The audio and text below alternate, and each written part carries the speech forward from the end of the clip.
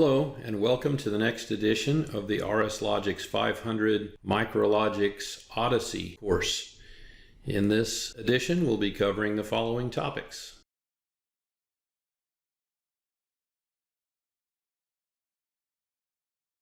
In the last video I configured the hardware for a Micrologix 1400. I have since had to change that.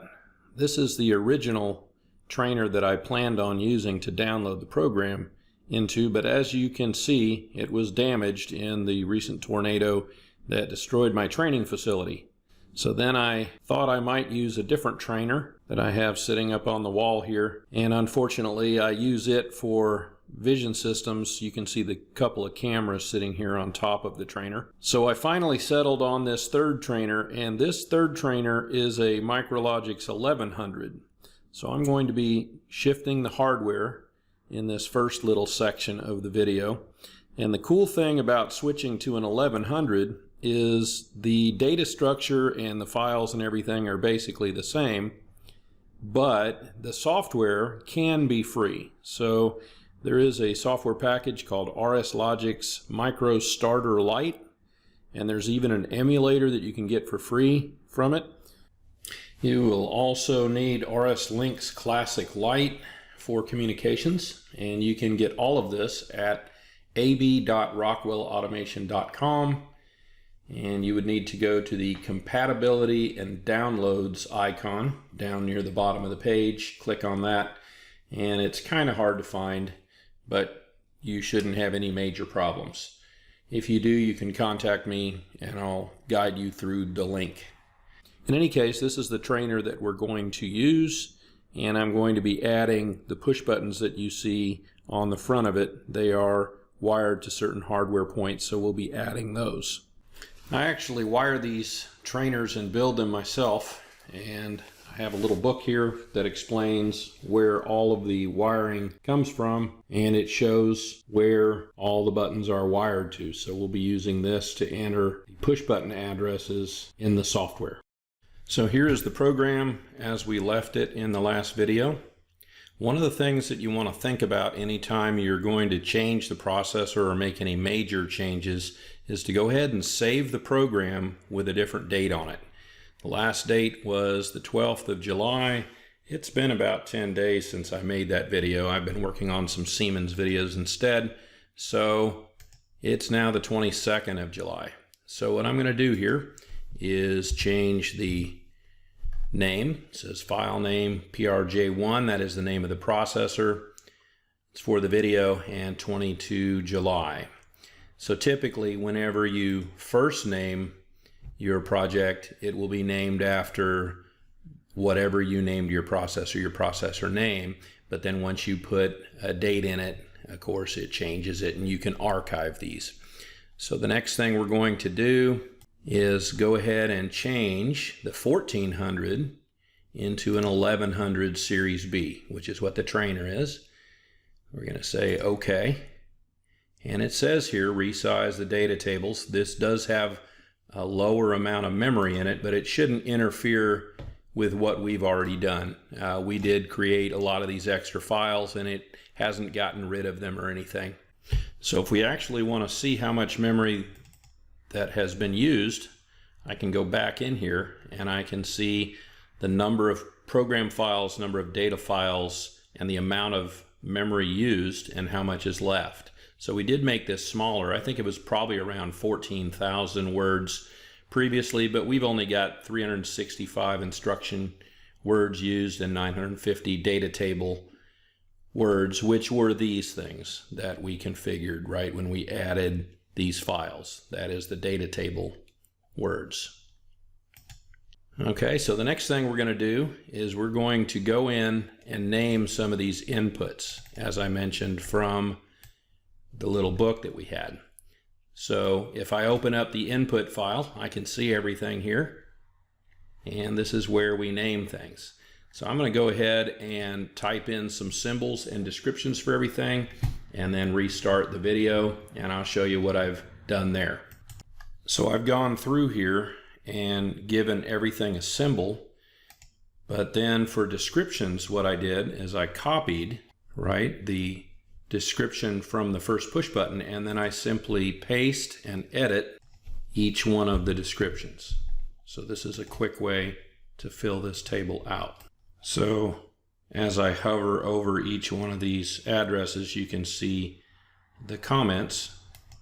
I go to the next one. This is a switch rather than a push button, so I have to type it in from scratch, and then again copy it and paste it, and then just backspace over it and change it.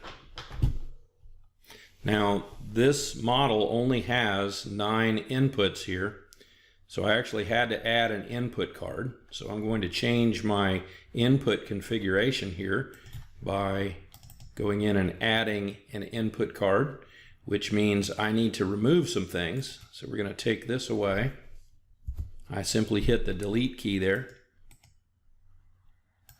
copy that and paste it here, and then this is an IB8 input card, so IQ8 actually.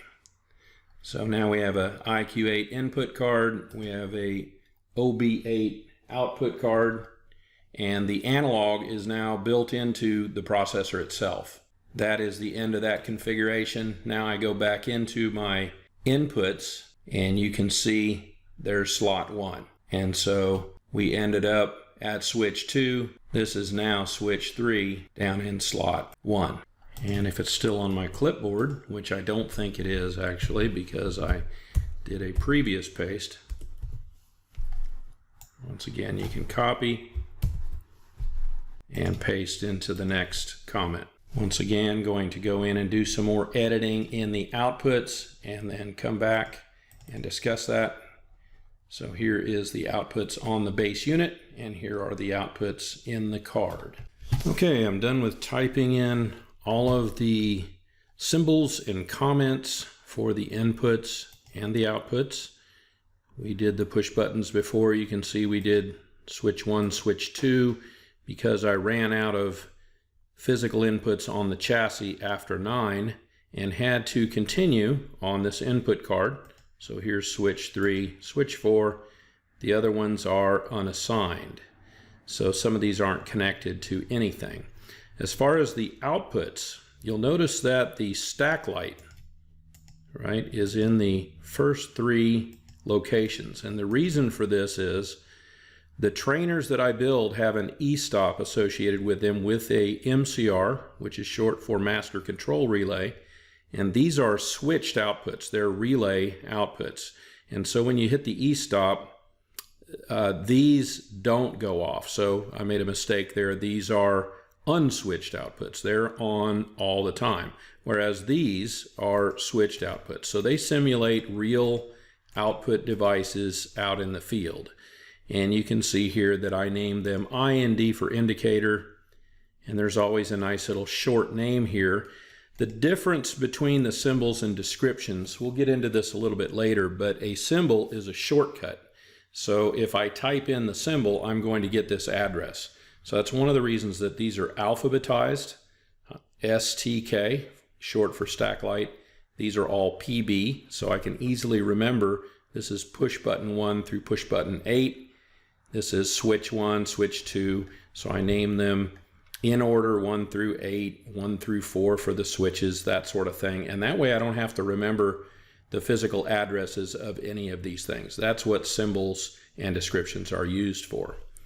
Now here you'll notice that these are analog inputs, and they are connected to potentiometers, so I made the abbreviation POT1, which is short for potentiometer 1, and POT2 for potentiometer 2. Now another thing that's kind of a handy thing to do, especially if you have a whole lot of addresses that you need to fill in, is to export the database. So I can do an ASCII export, open it in something like Excel, and edit these and add things a lot quicker than I can by typing them in here.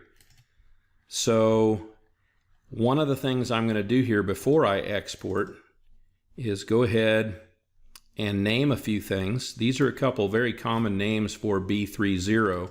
I'm going to call this always off.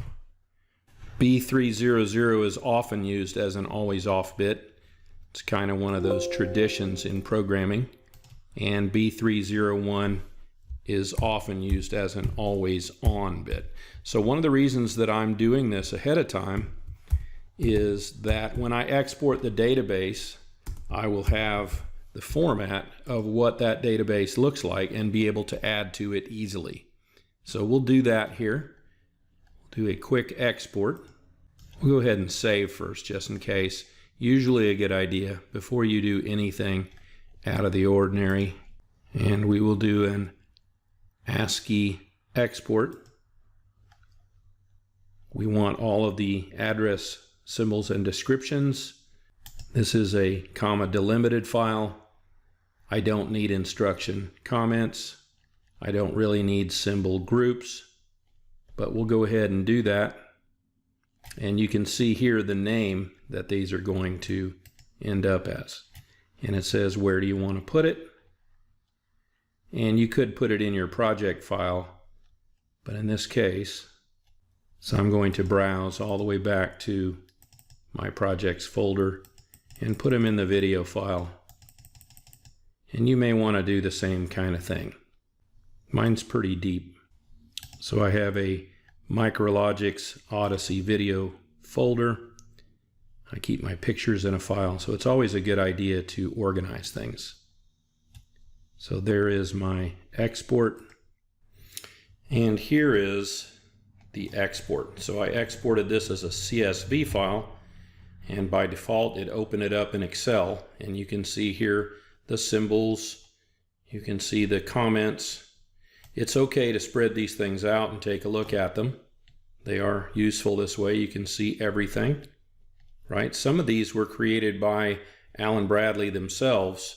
These are the S files, which are status files that you can use. So if nothing else, this is a very useful way to figure out what all the status files are. And we had our B3 files. You have all the names of your data files. So this is a good documentation tool. But importantly here, I have the format and the name of all of the symbols and descriptions in this database.